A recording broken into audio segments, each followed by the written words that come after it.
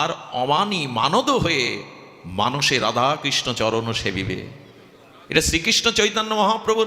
ভালো দামি পোশাক পরলে দেখবেন আয়নার সামনে গিয়ে 10 বার দেখতে ইচ্ছা করে, বেশ মানিয়েছে, এটা অভিমান কাজ করে, এটা গর্ব কাজ করে।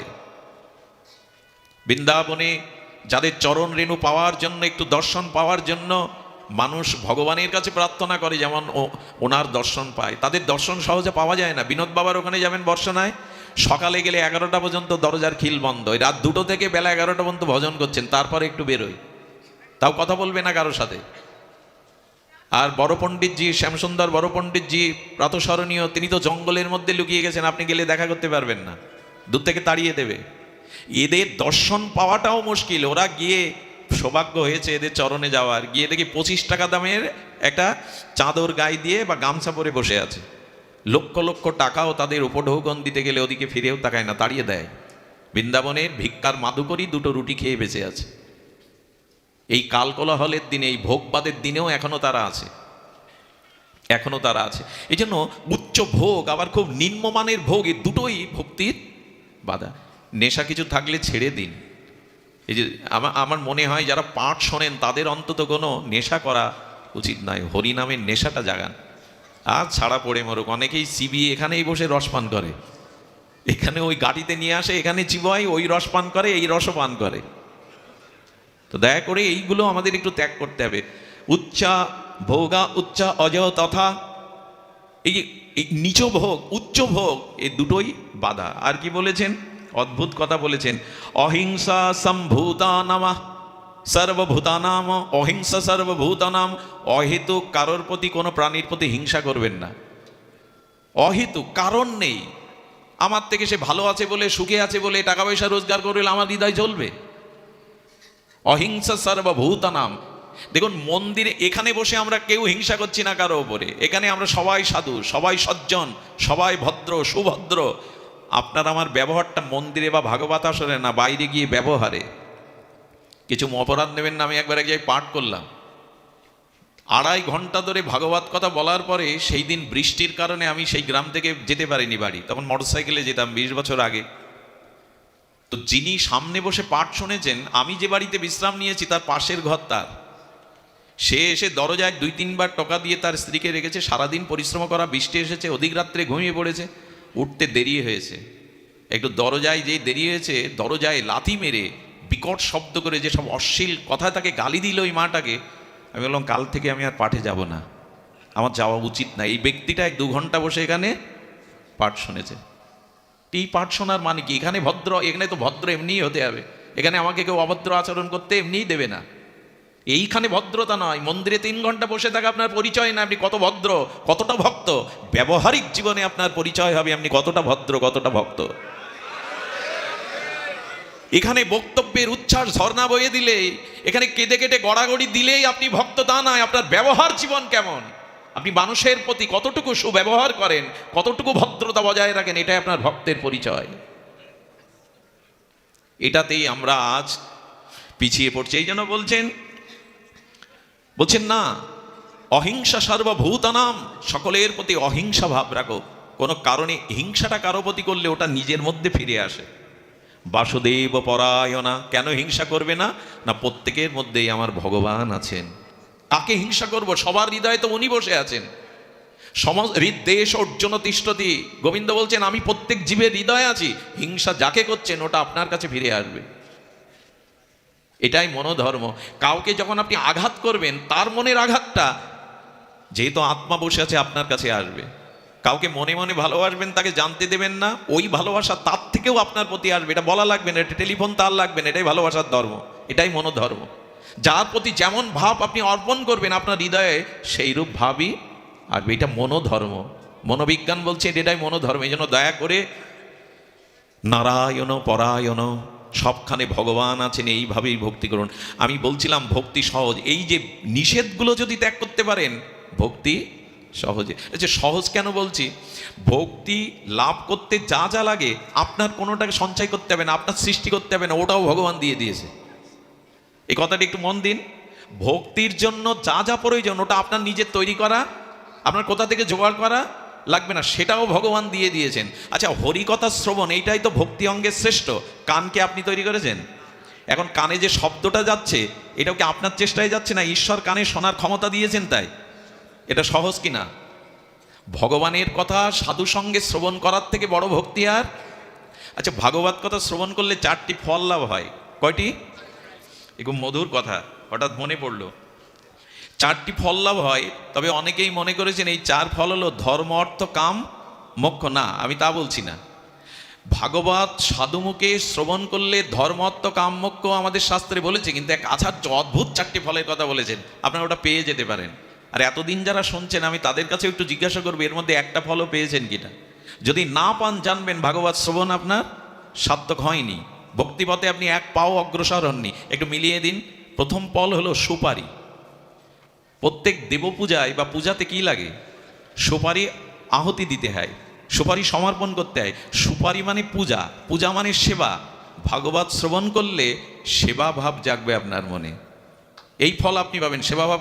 আমার বাড়িতেও যদি এভাবে সাধুদের একটু সেবা দিতে পারতাম, আমার উঠানে যদি একটু একদিন এভাবে ভাগবত দিতে পারতাম, এইভাবে যদি একটু মালা চন্দন দিয়ে আরতি করতে পারতাম বৈষ্ণবকে, এই সেবা ভাব পাঠের মধ্যে জাগে। আমার গৃহে কি হতে পারে না? যাহা সামর্থ্য আছে অল্প করে, ক্ষুদ্র করে যদি করতে পারতাম। যদি ভাগবত শ্রবণ করে, সুপারি মানে পূজা, পূজা মানে সেবা, সেবা ভাবনা যা জাগে। অনেকেই আছে 5 বছর ধরে পাঠে যায়, প্রসাদ পায়, অনুষ্ঠান করে, অথচ নিজের বাড়িতে 2-5 জন বৈষ্ণব এনে একটু হরিনাম হরিকথা দেয় না। তার মানে এদের ভাগবত শ্রবণে সেবা ভাব জাগেনি। সুধীজন, আচ্ছা, এক মা আমাদের দিল্লিতে একবার বড় বড় মহাত্মারা, সেখানে 64 মন্ত্রের ভোগ, হাজার হাজার লক্ষ লক্ষ মনের সেবা হয়। 7 দিন ধরে সেবা চলছে। ডোনার কেমন জানেন? কোটি, 50 লাখ, 25 লাখের নিচে নেই। এক বুড়ি মা ঠেলে উঠেছে, ভিড় ঠেলে কাঁদতে কাঁদতে, বাবাজি আমি বৈষ্ণব সেবা দেব। পাশে যে ম্যানেজাররা থাকে, সেবকরা থাকে, বলছে কয় লাখ টাকা বলুন, আমরা লিখে নিচ্ছি, বাবাকে জ্বালাতন করবেন না। বাবা বলছে আমার কাছে আসতে দাও। বলো মা কি করবে? বলে আমি বৈষ্ণব সেবা দিতে চাই। বলে কত টাকা এনেছো? আঁচল থেকে 5 টাকার একটা কয়েন বের করে দিয়েছে। পাশে যারা তখন ও ধরে নামাতে যাবে জোর করে, বাবা বলছেন ওকে ছুঁয়ো না, স্পর্শ করো না, আমার কাছে থাকতে দাও। মা, এই 5 টাকা দিয়েই তোমার এই হাজার হাজার বৈষ্ণব সেবা হবে মা। এক সেবককে ডেকে বললেন এই 5 টাকা দিয়ে, তখন 1 কেজি টাটা লবণের দাম ছিল 5 টাকা। বলে লবণটা নিয়ে এসে এখানে যত প্রসাদ হচ্ছে রান্না, ওর মধ্যে মিশিয়ে দাও। উনি কি দেখলেন? লক্ষ কোটি টাকা ডোনার সেখানে। উনি কি দেখলেন? ওর মনে সেবা ভাবনাটা জেগেছে, আমি যদি সেবা করতে পারতাম। তো ভাগবত শুনে যদি এইটুকু ভাবনাই না জাগলো 5-7 বছরে, বাড়িতে 2টো সাধু আনা, একটু বৈষ্ণব সেবা, একটু হরিকথা, একটু হরিনাম দেওয়া, এই ভাবনা, এখানে বৈষ্ণব সেবা হচ্ছে, আমি যদি অন্তত 10 কেজি চাল দিয়ে আসতাম। ভাগবত শুনলে সেবা ফল জাগবে। সুপারি। দ্বিতীয়টা হলো আম, আম্র। আম হলো রসালো, অমৃত ফল। ভাগবত শুনে ধর্ম, অর্থ, কাম, মোক্ষ তো আছে ফল, কিন্তু এই আচার্য বলেছেন আম্র ফল হলো রসালো, মৃষ্ট, অমৃত স্বাদ। ভাগবত শ্রবণ করেও যদি হৃদয়ে রস না আসে, প্রেম ভক্তির রস, ভগবানের আরাধনার রস, রসবৈষ, রসই তো ভগবান, রস মানে আনন্দ। এই জন্য ভগবানকে বলা হয় রসবৈষ, রসিকেন্দ্র মৌলি, রসিক শেখর। তো যে রসের কথা শুনছেন, সেই রস যদি হৃদয় একটু নরম না হয়, একটু হৃদয় কোমল না হয়, একটু কঠিন থেকে বিগলিত না হয়, হৃদয় যদি একটু সরস না হয়, জানবেন ভাগবত শ্রবণেও আপনি ফল পাননি। আম তো রসালো হবে, আম তো রসালো হবে। হৃদয়টা যদি একটু দয়া, করুণা, কৃপা, আর্দ্র না হয়, একটু রস, সেই কঠিনই থেকে গেলাম, সেই কটু কথা বলা, সেই কটু ব্যবহার করা, কঠোর আচরণ করা, কারো প্রতি দয়া, কৃপা ভাব না রাখা, তো ভাগবত শুনলাম কি? এই জন্য আম্র। দ্বিতীয় লাভ হবে কি ভাগবত শুনলে? না, হৃদয়টা রসালো হবে। তৃতীয়টা হলো কদলী। কদলী মানে কলা। কলা হলো মিষ্টি। কলা কি? এই জন্য সুগারের পেশেন্ট যারা, ডাক্তার তাদের বেশি কলা খেতে নিষেধ করে। মিষ্টি বলো, ভাগবত শুনে এই একটা ফল হয়েছে তো, তোমার ব্যবহার মিষ্টি হয়েছে তো, তোমার কথাবার্তা, চাল চলন, এগুলো মিষ্টতা এসছে তো। এখান থেকে উঠেই গিয়ে যদি একজনকে ঠেলে মেলে ফেলে দিই, আরে পদ দাও, দেখতে পাচ্ছ না, ব্যবহার হলো কি? মিষ্ট হলো কি আপনার আচার ব্যবহার, কথাবার্তা, বাক্যই যদি মিষ্টি না হলো, কঠোরতাই যদি না গেল, আরে লোকের উপর দুর্ব্যবহারই যদি করলেন, তো আপনি ভাগবত কি নিলেন? কি ফল পেলেন এখানে এসে? এই জন্য একটু মিষ্ট হতে হবে, ব্যবহার, আচরণ, মিষ্টতা হতে হবে। আমি এগুলোর ব্যাখ্যা অনেক আছে, আমি সংক্ষিপ্ত করি। চতুর্থটা হলো শ্রীফল, নারিকেল। ভাগবত শ্রবণ করলে এই ফল লাভ হবে। নারিকেলের 2টো অংশ, বাইরের অংশটা কঠোর আর ভেতরের অংশটা নির্মল, জলে ভরা, রসে ভরা। নারকেল থেকেই তো তেল হয় নাকি, নারকেলের দুধ হয়, মানে রসে ভরা। আচ্ছা, বাইরেটা কঠোর আর ভেতরে, যারা দীর্ঘদিন ধরে হরিকথা শুনছেন তাদেরও এই দুটো রূপ। বাইরের রূপ কঠোর কেন জানেন? অন্য কোনো প্রাণী এসে নারকেল গাছের ঝুনো নারকেল খেতে পারে না, কারণ ওই শক্ত আবরণ ভেদ করতে পারে না। সুধীবৃন্দ, ঠিক তেমনি ভাগবত শুনলে স্ত্রী পুত্র সংসারের মায়া একটু আবরণ হয়ে যায়, ভেতরে আর আবেগ কাজ করে না, খুব মায়া কাজ করে, একটু শক্তভাব হয়ে যায়।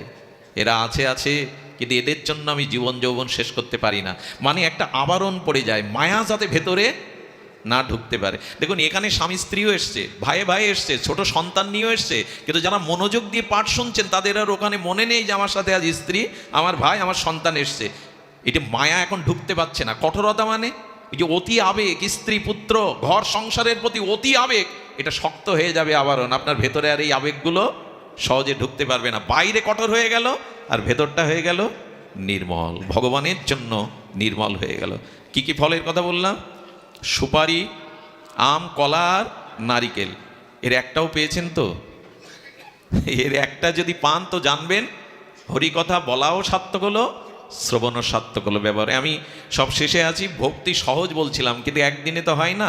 কানটা ভগবান দিয়েছেন, শোনার শক্তিটাও তিনি দিয়েছেন। তো এই কানে হরিকথা শোনা খুব কঠোর, ভক্তি অর্জন করা খুব কঠিন। এইটুকু কেন করছেন না? যেখানে হরিকথা কানটা খাড়া করে শুনুন। ভগবান বলছে কানও দিলাম আমি, শ্রবণের শক্তিও দিলাম আমি, বক্তা যা বক্তব্য দেবে সেই ভাগবত গীতাও দিলাম আমি, তুমি শুধু কানটা রেডি খাড়া করে আমার কথা শুনতে রাজি নও। ভক্তি কঠিন। হোম করতে গেলে কি লাগবে? ঘি আনো, পুরোহিত আনো, এটা লাগবে কি না? বিল্লপত্র আনো, সমিদগ্নি আনো, বেদ আনো, মন্ত্র আনো। কানে কথা শুনতে কিছু আয়োজন করতে হয়েছে আপনারা? কান দিয়েছেন ভগবান, শ্রবণ শক্তি দিয়েছেন ভগবান, শুধু কানটা খাড়া করে, তাতেও যদি অলসতা হয় তা আপনি ভগবান পাবেন কি করে? ভক্তি কত সহজ দেখুন, জ্ঞানের মতো না, কর্মের মতো না। কানও ভগবান দিয়েছেন, শ্রবণ শক্তিও দিয়েছেন। আচ্ছা, মুখ একটা, কান দুটো কেন? ভগবান বলছে বলবে কম, শুনবে বেশি। হরিকথা বেশি শুনবে, কথা কম বলে হরিকথাটাই বেশি শুনবে। আচ্ছা দেখুন তো, জিহ্বায় হরে কৃষ্ণ কৃষ্ণ কৃষ্ণ হরে হরে, হরে রাম রাম রাম হরে হরে, এটা খুব কঠিন। কিন্তু পৃথিবীর মধ্যে বিশেষ কলিযুগে এর থেকে বড় সাধনা আর নাম সাধনার থেকে আর সাধনা। জিহ্বাও তিনি দিয়েছেন, শব্দ উচ্চারণ করার ক্ষমতাও দিয়েছেন, আবার নাম রূপে আপনার জিহ্বায় এসে গেছেন। এটা খুব কঠিন, অথচ এইটাই ভক্তির শ্রেষ্ঠ। কলিতে নাম ভজন, হরের নাম হরের নামইব কেবলম কালাও নাস্তেব্য গতির অন্যতা। কলিযুগে হরিনাম ছাড়া গতি নেই, এটা খুব কঠিন। এখন বলুন তো, হরে কৃষ্ণ, এটা কঠিন, এটা কঠিন, কিন্তু কঠিন তো করে ফেলেছি। সারাদিনের মধ্যে বলেছি তো হা রাধে, হা কৃষ্ণ, হা গোবিন্দ, কত কথাই তো বলেছি। মুখে ফেনা তুলে দিয়েছি সংসারের কথা বলতে বলতে। স্ত্রীকে ডাকি, বাজারে আলু কত করে, আলুর নাম ধরে ডাকি। ভগবানকে ডাকি কই? জিহ্বাটাতে শুধু একটু নাড়াতে হবে ভগবানের নামে, আর এতে বিধিবিধানও নেই। যেখানে সেখানে যত্রতত্র জপ যদি না করতে পারো মালাতে, তো মুখে বলো কই। এটাও কি কঠিন? ভগবান পাওয়া কলিযুগে মহাপ্রভু কত সহজ দিয়েছেন। তোমার কোথাও যেতে হবে না, বাড়ি থেকে মন্দিরে, তীর্থে, গয়া কাশিও যাওয়া লাগবে না। যে ঘরের মধ্যে আছো ওখানে বসে কান খাড়া করে হরিকথা শোনার জিভটা নাড়াও। এইটুকু করতেও যদি অলসতা থাকে, দাবি করব কি করে যে উদ্ধার হতে চায়, তোমাকে পেতে চায়? দয়া করে জিভটা নাড়ান, জিহ্বাটা নাড়ান। ওখানে রস দিয়েছে ভগবান, আর একটু ভক্তি রস মিশিয়ে ভগবানের নাম নিন। সবরই কোনো অন্য কিছু করেনি, শুধু রামের প্রতীক্ষায় থাকতো। রাম রাম রাম, সিয়া রাম সিয়া রাম সিয়া রাম। এই এক রাম বলতে বলতেই রাম তার কুঠিরে এলো বনের মধ্যে। মনি ঋষির আশ্রমে যায়নি, আগে সবরীর কাছে এলো। অনুরোধ করছি নামটা নিন, নাম ছাড়া অন্য সাধনা এ যুগে মুক্তি, প্রেম, ভক্তি মিলবে না। নামে অভ্যাসটা করুন। নাম অভ্যাস করতে করতে নাম জেগে যাবে আপনার মধ্যে। জিহ্বার তুণ্ডে তাণ্ডবিনী রতিং বিদুনতি তুণ্ডাবলী লব্ধায়ে। রূপ গোস্বামী বলছেন নদীর তরঙ্গ সাগরে যেমন ঢেউ খেলে, কবে আমার জিহ্বায় নামের তরঙ্গ উঠবে, তুণ্ড তাণ্ডবিনী নৃত্য করবে, হরিনামে আমার জিহ্বা কবে নৃত্য করবে সর্বদা। এরই নামই তো ভক্তি, এরই নামই তো ভক্তি। এই ভগবানের নাম দেখুন, জিহ্বা দিয়েছেন ভগবান, নামও দিয়েছেন ভগবান, উচ্চারণের ক্ষমতাও দিয়েছে ভগবান, আর এইটুকু শুধু নাড়ানো, এটা কঠিন। একটা যজ্ঞ করতে গেলে, একটা দান করতে গেলে কত কি কঠিন, কিন্তু জিহ্বায় নাম নেওয়াটা এতটুকুতেও রুচি হলো না। তার হবে কি মা? আমার কথাগুলো আজ একটু কর্কশ, আমার কথাগুলো আজ একটু শাস্ত্র মার্গের, বিধি মার্গের। কেন বলছি? আবেগ দিয়ে কিছু হয় না এ পথে, হই হুল্লোড় করে আবেগ দিয়ে কিছু হয় না। শাস্ত্রকে যথাযথ রূপে ধারণ করতে হবে। মহাপ্রভু ভক্তি বলেছেন, আচ্ছা চোখে বিগ্রহ দেখা কঠিন, চোখে তো সবার রূপ দেখি, জগৎ দেখি, আকাশ দেখি, তারা দেখি, সমুদ্র দেখি, সিনেমা দেখি, টেলিভিশন দেখি, খেলা দেখি, সবাইকে দেখি। ভগবান বললেন বিগ্রহের সামনে গিয়ে নয়ন ভরে একবার যুগলকে দেখো, এটা কঠিন। বিগ্রহ দর্শন করলেই প্রেম ভক্তি হয়ে যায়। ভগবানের সামনে যেতে হয়, ঘরের মধ্যে যেটা ঠাকুরের আসনে পাতা আছে একটু সামনে গিয়ে দেখুন না, ওই রূপ দিলে। আপনাদের মনে আছে ধনুর্দাস, এই দক্ষিণ ভারতে আচার্য রামানুজাচার্য তখন মন্দিরে, ধনুর্দাস ছিল ওই এলাকার সব থেকে বড় দাগী সন্ত্রাসী। আর তার নাম শুনলেই পাশ দিয়ে পথ দিয়ে দিত, কেউ তার মুখের উপরে কথা বলতো না। আর এই ধনুর্দাস ওই তল্লাটের একজন শ্রেষ্ঠ সুন্দরী যুবতীকে সাদা ঘোড়ার পিঠে উঠিয়ে তিনি মন্দিরে আসতেন, যে মন্দিরে বাস করতেন বলদেবের অবতার, চতুর্সম্প্রদায়ের অন্যতম আচার্য শ্রেষ্ঠ রামানুজাচার্য। রামানুজাচার্য একদিন তার সেবককে বলছেন, ও কে আসে রে? বলল ধনুর্দাস। সামনে মেয়ে ছেলেটাকে এনে ওই মেয়ে ছেলে আর ঠাকুরের বিগ্রহ দেখতে আসে। ও বিশ্বাস করে না, ঈশ্বর ফিশ্বর বিশ্বাস করে না, ওই ভালোবাসে যুবতীর কারণেই ঘোড়ায় চড়ে আনে, ওকে দেখিয়ে নিয়ে যায়। বলে কালকে যদি আসে বলবি আচার্য ডেকেছে তোমাকে। যেই ধনুর্দাসকে গিয়ে বলেছে আপনাকে ডাকছেন আচার্য, বলেন উনি কি আমাকে চাকর পেয়েছেন, ওনার ডাকে আমি যাব? আরে যাও যাও, আমার সময় নেই। সঙ্গে সঙ্গে ওই যে মহিলা, যে যুবতীকে ও ভালোবাসে মায়া মোহর প্রতি, বলে খবরদার, এই মুহূর্তে যা বলেছে আর একবার বললে এই মুহূর্তে আমি তোমার সঙ্গ ছেড়ে চলে যাবো, আর তোমার মুখ দেখবে না। উনি ভগবানের অবতার, উনি আচার্য, ওনার দর্শনকেও পায় না, তোমাকে ডেকেছে, ওকে এই মুহূর্তে যাও। বলে তুমি বললে যেতে পারি, ও ডাকলে যাব না। মোহ যাকে বলে, বিক্রি হয়ে গেছে তো। পুরুষ মানুষ যদি যুবতীর বা রমণীর মোহগ্রস্ত পড়ে, কিছু মনে করবেন না মায়েরা, আপনারা না, একটা কথা বলি, কশ্যপ ঋষি নারীদের বর্ণনা করতে গিয়ে বলছেন, মায়েদের, মেয়েদের, বিশেষ করে যুবতীদের মুখটা হলো শরতের চন্দ্রের মতো শোভিত। এমনি তো শরতের পদ্মের মতো, পদ্মফুল তো এমনিই সুন্দর পাপড়ি মেললে, আর শরতের পদ্মগুলো শোভা আরও বেশি। বলে তাদের বদনটা শরতের পদ্মের মতো শোভিত। আর বলে তাদের কণ্ঠটা, তাদের কণ্ঠস্বরটা কানে অমৃত ঢালার মতো অমৃত তাদের কণ্ঠ। কশ্যপ বললেন কি, যারা ভজন করে না, যারা ভজন বিমুখ, সেই নারীদের এই দুটো গুণ থাকলে তাদের হৃদয় কি দিয়ে গড়া জানো? ধারালো তলোয়ারের মতো, ওরা সব কেটে শেষ করে দিতে পারে। আমি বলছি না মা, তোমাদেরও বলছি না, যারা কৃষ্ণ বিমুখ, ভজন বিমুখ, এই দেহকেই সর্বস্ব মনে করেছে, সেই নারী হৃদয়টাকে কশ্যপ ঋষি বলছে তলোয়ারের মতো, সব শেষ করে দিতে পারে, সব শেষ করে দিতে পারে। যদি মায়েরা ভজনশীল না হয়, সতীসাধ্যী না হয়, এরা সব পারে। নিজ স্বার্থের জন্য এরা স্বামী সন্তানের গলাও কেটে দিতে পারে, আগুন ধরিয়েও দিতে পারে। এই জন্য বললেন একমাত্র ব্রহ্মা ছাড়া নারীদের হৃদয়ের বার্তাকেও অত পাগল নয় আপনি, যে আপনি মেয়েদের মায়েদের মনের কথা বুঝে ফেলেছেন। বললে যে সৃষ্টি করেছে ব্রহ্মা জানতে পারে নাও পারে, শেষে এসে বলছেন ব্রহ্মাও জানে না। পুরুষের ভাগ্য আর নারীর হৃদয় মন, এ দুটো ব্রহ্মারও জানার, আপনি আমি তো কোন তুচ্ছ। এই জন্য শাস্ত্র বলেছেন একবার মোহ এসে গেলে, যদি আপনারা তো ভজন করেন, আপনারা হরি কথা শোনেন, আপনাদের কথা বলছি না, ভজন বিমুখ যারা দেহকে সাজাতে, দেহভোগ সর্বস্বই জগতে এসেছে, তাদের মোহে যারা পড়বে জানবেন ভেতরেই তলোয়ার সব কেটে শেষ করে দেবে।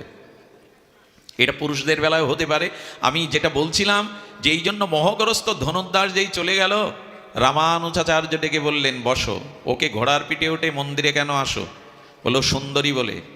বলো ও সুন্দরী না। বলে আপনি তো কখনো মন্দির থেকে বেরোন না, আপনি ভগবান, ওর সৌন্দর্য আপনি দেখেননি, দেখলে বুঝতে পারতেন পৃথিবীর সেরা সুন্দরী। বলে এর থেকে কোটি গুণ সুন্দর যদি তোমাকে দেখায়?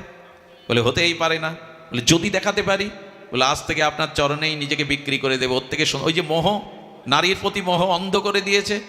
ভগবানের মন্দিরে গিয়ে বলছেন, হে প্রভু, তোমার অনন্ত সচ্চিদানন্দের প্রেমরূপ একবার দেখিয়ে দাও।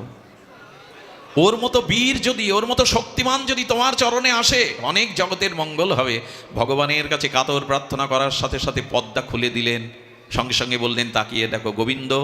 এই বিখ্যাত রামানুজাচার্যের প্রার্থনায় ভগবেন্দ্র বিজুরি চমকির মতো এক ঝলক তার সচ্চিদানন্দ অসমদ্য মাধুর্য রূপের ছটা ওর নয়নে দিয়ে দিল। ওই রূপ দেখে মূর্ছিত হয়ে পড়ে গেল, প্রেমে গদগদ হয়ে মূর্ছিত হয়ে গেছে। যখন জ্ঞান ফিরল তখন রামানুজাচার্য কপালে হাত দিয়ে বললেন, কি দেখলে? বলে, যা দেখলাম তা বর্ণনা আমার কাছে নাই, আজ থেকে চরণে স্থান দিয়ে এই রূপ আবার কবে দেখবো, আপনি আশ্রয় দিন। আর ফিরে যায়নি ধনুর্দাস। এই জন্য নয়ন দিয়ে ভগবানকে দেখুন, নয়ন মেলে রাধা মাধব যুগলকে দেখুন। ওই চরণে যারা ওই নয়ন যারা একবার দিয়েছে ওই বদনে, অন্য রূপ আর তাদের ভালো লাগবে না, অন্য রূপ আর তাদের ভালো লাগবে না। তো ভগবানকে চোখে দেখাটাও কি কঠিন? চোখও দিয়েছেন, দেখার শক্তি দিয়েছেন, আর ভগবান বিগ্রহ রূপে আমাদের মাঝে। ভক্তি কত সরল, ভক্তি কত সোজা। চোখে বিগ্রহ দেখা, কানে হরি কথা শ্রবণ করা, জিহ্বায় হরির নাম উচ্চারণ করা, পা দুটো দিয়ে ভাগবত আসরে যাওয়া, মাথাটা দিয়ে বৈষ্ণব ভক্ত ভগবানকে প্রণাম করা, ভক্তদের চরণ ধুলি অঙ্গে মাখায়, কি কঠিন হতে পারে? এর থেকে সহজতম ভক্তি আর এ জগতে নাই। কিন্তু করলাম কই? মাখো, এই ধুলি মাখো, এটাই তো ব্রজের ধুলি। ভক্তের মহতের চরণ ধুলিতে ভক্তি হয়ে যাব, সাধুর চরণ ধুলিতে ভক্তি দিতে পারে। এই সহজ ভক্তিটাকেই আজ আমরা গ্রহণ করতে পারছি না সুধীবৃন্দ। এই জন্য এই সহজতর ভক্তিটাই আমাদের আজ গ্রহণ করতে হবে।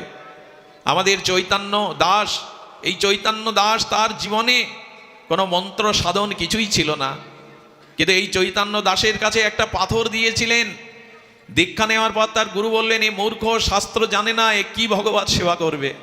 আরে পথের একটা লাল একটা কালো পাথর এনে ধুয়ে মুছে বললেন, যা আজ থেকে এই ভগবান ভোগ লাগাবি, তাকে ভোগ লাগিয়ে পাবি, একটু ধ্যান দিন, ভোগ লাগিয়ে পাবি। ঠাকুরের আসনে রেখে তাকে দুগ্ধ দিয়ে স্নান করিয়ে শৃঙ্গার করে মালা চন্দন পরিয়ে 4টে রুটি দিয়ে সামনে বলছে, ঠাকুর খাও। আগেই বলেছে, আমি মন্ত্র জানি না, আমি তোমার মন্ত্র স্তুতি জানি না, কিন্তু তোমাকে পেতে হবে, তুমি না পেলে কিন্তু আমি পাবো না। এই দেখুন সরলতার পরিচয়। কোনো মন্ত্র জানে না, গুরুদেব বলে দিয়েছেন। রুটিটা রাখতে রাখতে 3 ঘন্টা 4 ঘন্টা সন্ধ্যা লেগে গেল। বললো, রাগ করে অভিমান করে বলছে, তুমি না খেলে আমিও খাবো না। এইভাবে দীর্ঘ 5টা দিন না খেয়ে পড়েছিল। ভোগ লাগায় খায় না, ও পড়ে থাকে, দেখি তুমি কতক্ষণ পারো, আমি মরবো তবু তুমি না খেলে। দেখুন কোনো মন্ত্র নেই, কিন্তু হৃদয়ের এই অনুরাগ দিয়ে ভগবানকে বলছে, তুমি না খেলে খাবো না।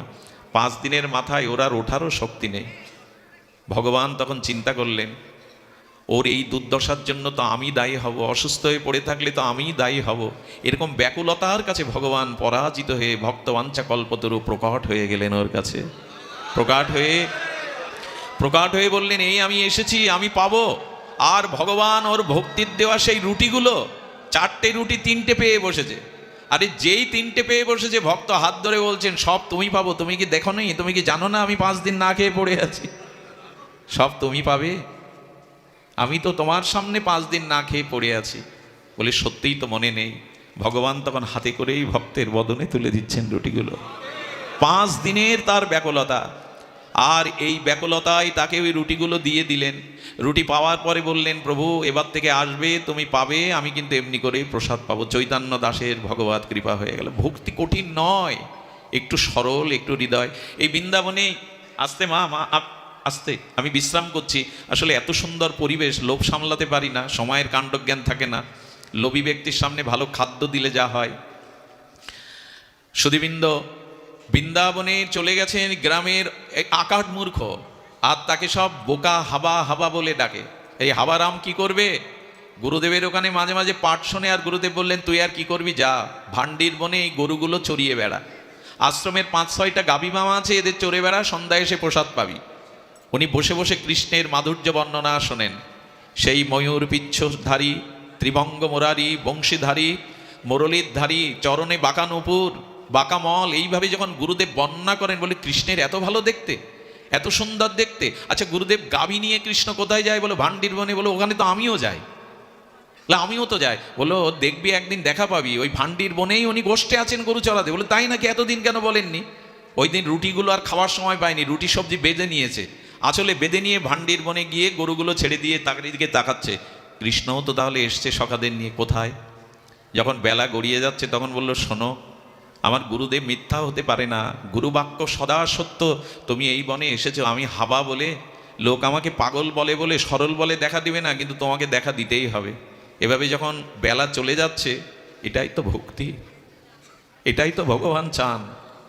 ওই মাঠের ধুলার মধ্যে মুখ গুজে কাঁদছে আর বলছে, এসো কানায়, এসো। আমার গুরুদেবের কথা মিথ্যা হতে পারে না। আমি প্রতিদিনই আসি, তুমি দেখা দাও না, আজ তোমাকে দেখা দিতে হবে। আমি মুখ তুলবো না এই মাটি থেকে, এখানেই পড়ে থাকবো, খাবো না দাবো না, গুরুদেবের কাছে ফিরে যাব না, দেখা দাও। গোধূলি বেলায় ভগবান সহ্য করতে পারলেন না। এই ভক্তের আত্মনিবেদন, এই ভক্তের নিবিড় ভালোবাসায় ভগবান পরাভূত হয়ে গেলেন। নীল বালক সম গোবিন্দ প্রকট বৃন্দাবনের সেই নীল আভায় ভরে গেল। ওর সামনে এসে বলছে, ওঠো ওঠো তুমি, এই দেখো আমি এসেছি। যেই এসেছে জড়িয়ে ধরে বললেন, কানাইয়া কানাইয়া, তুমি এতদিন আসো, দেখা হয় না, দেখা দাও না। আমার গুরুদেবের কথা না শুনলে তো দেখা পেতাম না। আচ্ছা এসেছো যখন, আজ থেকে তুমি আমি বন্ধু। সরল তো, সরল রায় আগে পায়। তুমি আমি বন্ধু। গোবিন্দ হাত বাড়িয়ে বললেন, আমি তো গীতায় একথাই বলেছি রে, সুহৃদং সর্বভূতানাং, আমাকে বন্ধু করে নাও।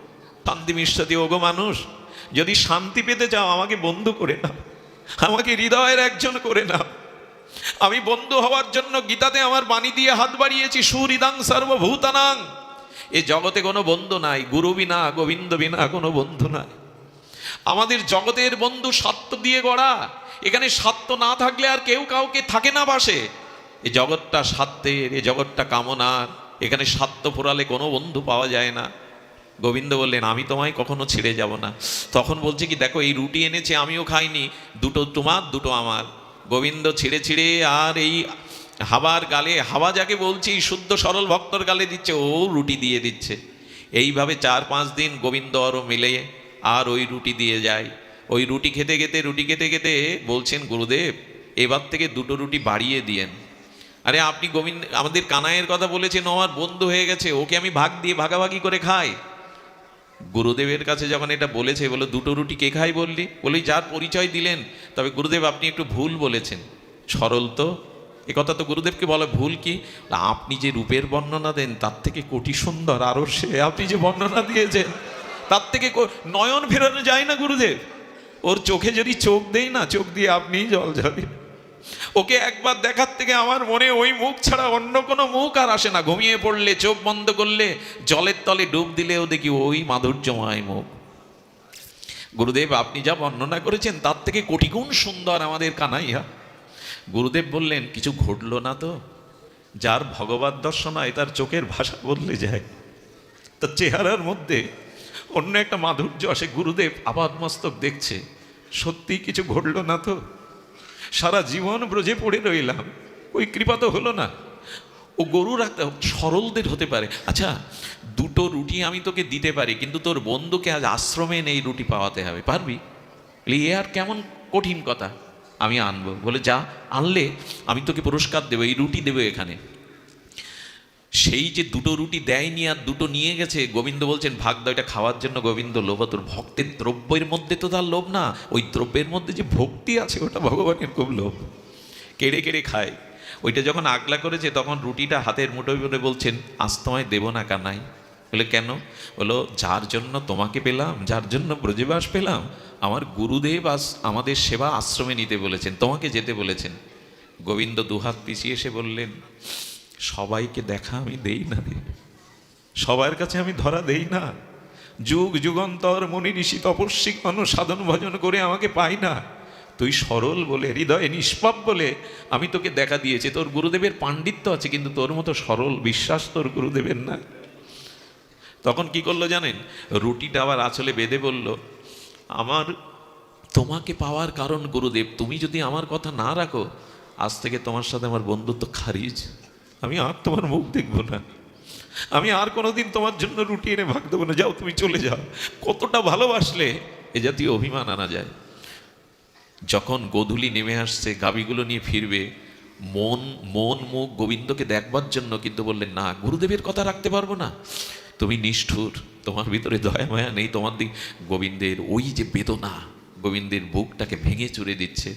গোবিন্দ না পেরে দৌড়ে এসে হাত ধরে বললেন, যাস না, তুই আমাকে বলে থাকতে পারলে আমি তোকে বলে থাকতে পারবো না। ওরে যে একবার আমায় চাই, সে না চাইলেও আমি তাকে সারা জীবন চাই। যে আমাকে ধরে, সে আমাকে ছাড়তে চাইলেও আমি আর তাকে ছাড়ি না, এটা আমার স্বভাব। যাস না, যাস না, আমি তোর গুরুদেবের কাছে যাব, তোর সাথে আমার বন্ধুত্ব। এই হলো ভগবৎ প্রেম। আমাদের থেকে তিনি কোটি গুণ ভালোবাসেন, আমরা তাকে কতটুকু ভালোবাসতে পারি, তিনি কোটি গুণ আমাদের ভালোবাসেন। আজকে গুরুদেবের আশ্রমে এসে বলছে, গুরুদেব দেখুন আপনি যেভাবে বর্ণনা করেন সেই বাঁশি হাতে ময়ূর পুচ্ছ নীলাভ শ্যামল অঙ্গ ত্রিভঙ্গ মোরারি দাঁড়িয়ে আছে। গুরুদেব বললেন, কেন মিথ্যা বলছিস, আমি কাউকে দেখতে পাচ্ছি না তো, আমি তো সম্মুখে কাউকে দেখতে, কিন্তু একটা দিব্য গন্ধ ভেসে আসছে। ওরে কাকে দেখছিস তুই? বলো, গুরুদেব দেখছেন না। কৃষ্ণের হাত ধরে বলছে, সখা আমার গুরুদেব তোমায় দেখতে পাচ্ছে না কেন? ওরে আমি আমি সহসা কাউকে তো দেখা দেই না, আর উনি আমাকে দেখতে পাবেন না। বলে কেন? বলে আমার একটা নিয়ম ভাগবতে বলা আছে, আমার ভক্ত কৃপা না হলে কেউ আমাকে পায় না, আমার ভক্তের কৃপা না হলে কেউ আমাকে পায় না। গুরুদেব তখন বললে, ওরে ওরে তোর ভগবানকে দেখা আমায়, তার চরণের দিব্য অঙ্গ গন্ধ পাচ্ছি, একবার দেখা। বারবার যখন ছটপট বলছে, কানাই সখা আমার গুরুদেবকে দেখা দাও। বলেন উপায় একটাই, তোর গুরুদেবকে তোকে স্পর্শ করতে বল, তোকে স্পর্শ করতে বল, তবেই আমাকে দেখতে পাবে। যেই ভক্তকে স্পর্শ করেছে, ত্রিভঙ্গ মরারি ললিত ঠাম শ্রী গোবিন্দকে দর্শন করে বসেছেন। গোবিন্দ প্রকট হয়ে দর্শন দিলেন। আরে গুরুদেব কৃষ্ণচরণ না, গুরুদেব তার নিজের শিষ্যের চরণে লুটিয়ে পড়লেন। ওরে আর শিষ্য হয়ে তুই ভগবানকে পাইয়ে দিলি, আর শিষ্য হয়ে তুই ভগবান দর্শন করিয়ে দিলি, কৃষ্ণের চরণে না। গুরুদেব শিষ্যের চরণে প্রণাম করে বললেন, যে আগে কৃষ্ণ পায় সেই তো শ্রেষ্ঠ, সেই তো গুরু। জড়িয়ে ধরে বললেন, তোর জন্ম সার্থক, তোর জন্ম সার্থক, তুই আমাকে কৃষ্ণ মিলিয়ে দিলে। সুধীবৃন্দ, এই জন্য ভক্তি বড় সহজ, তবে কপটতা ত্যাগ করে সরল হৃদয়ে ভগবানের সাথে সম্বন্ধ করুন। এই হরিকথা শ্রবণ, হরিকথা জিহ্বায় কীর্তন, নয়নে গোবিন্দের মাধুর্য, চরণবদন দর্শন, ভক্তবদন দর্শন, এগুলির মধ্যে দিয়ে ভক্তি হবে সহজ সরল। সুধীবৃন্দ, আপনাদের সবার মঙ্গল হোক, কৃষ্ণ ভক্তি হোক। আমি অত্যাচার করে অনেকটা বেশি সময় নিয়ে বসেছি, এই জন্য আপনাদের চরণে ক্ষমা প্রার্থনা করে যারা এই অনুষ্ঠানের আয়োজন করেছেন তাদের কৃষ্ণ প্রাপ্তি, ভগবত প্রাপ্তি হোক। আর চিরদিনের মতো আমাদের ধনঞ্জয় কৃষ্ণ দাসের কিছু গ্রন্থাবলী আছে, সদ্গ্রন্থাবলী, গৌড়ীয় গ্রন্থাবলী আপনার সঙ্গ করবেন। আপনাদের সকলের চরণে সশ্রদ্ধ দণ্ডবাদ প্রণাম। বাঞ্ছা কল্পতরুভশ্চ কৃপা সিন্ধুভ্য এব চ পতিতানাং পাবনেভ্য বৈষ্ণবেভ্য নমো নমঃ। আমাদের দাদাজি অত্যন্ত ভালো মধুর রাধা নাম করেন। আমি দাদাজিকে নিবেদন করব, আমাদেরকে একটু দয়া করে আপনি রাধা নাম শোনান। ভাগবত সপ্তাহ 2025, বাথান বাড়ি, খালিয়া রাজর, মাধুরীপুর, দীপক মাস্টারের বাড়ি, 1-2 অগ্রহণ 108 শ্রী বৈষ্ণব চরণদাস বাবাজি রাধাকুণ্ড শ্রীধাম বৃন্দাবন। 3 অগ্রহণ আমার নাম আছে শ্রী বিল্লমঙ্গল দেবনাথ এই অধম। 4 গৌর গোবিন্দ দাস বাবুগাজ বরিশাল। 5 অগ্রহণ শ্রী অপরূপ গৌর কিশোর দাস বাবাজি। 6 অগ্রহণ 108 গোপীনাথ দাস ব্রহ্মচারী গুরু মহারাজ, প্রতিষ্ঠাতা গোপাল গোবিন্দ সেবাশ্রম চুমদ্দি, আপনার নিমন্ত্রিত ভক্তপ্রভার। ও 7 অগ্রহণ ভক্ত সৌম্য চক্রবর্তী বসুন্দিয়া। এই আহ্বানে সাড়া দিয়ে ভাগবত সপ্তাহে আপনারা আসবেন। জয় নিতাই গৌর প্রেমানন্দে হরি বল। জয় শ্রী রাধে। আসুন আমরা সকলে উঠে দাঁড়িয়ে একটু রাধা নাম কীর্তন করি। 6 অগ্রহায়ণ 1400 চান্দা বাজার।